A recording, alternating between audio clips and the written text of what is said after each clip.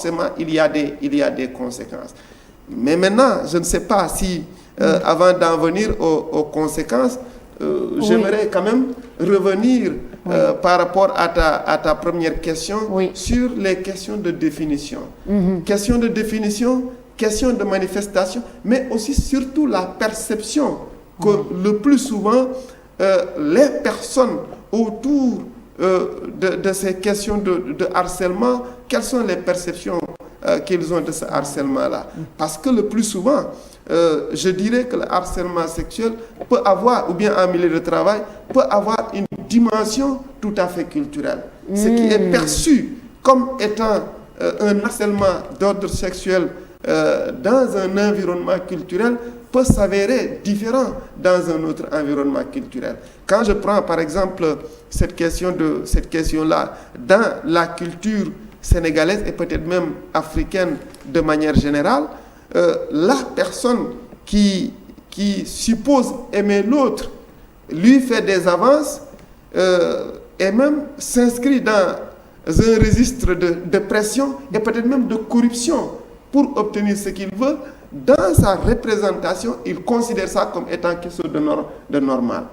Vous voyez, donc, je dirais que au moins 70% des personnes qui font du harcèlement sexuel ne le considèrent pas comme étant quelque chose d'anormal.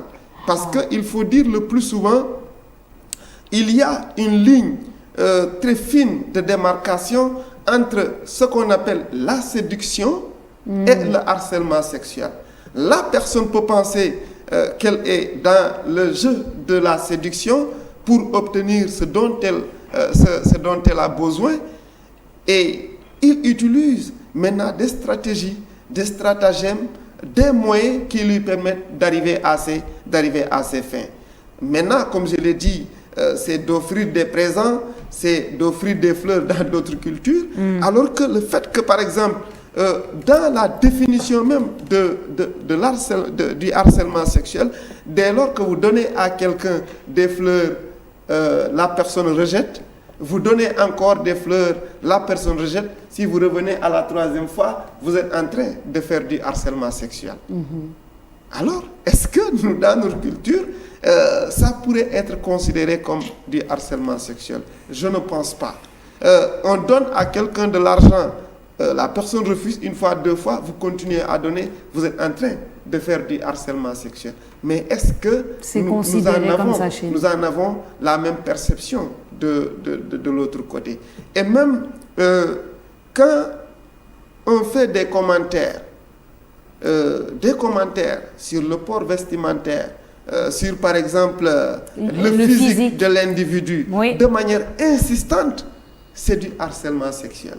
Mais combien de gens le font chaque fois dans l'espace de travail sans pour autant considérer qu'ils sont en train de s'adonner à du harcèlement sexuel?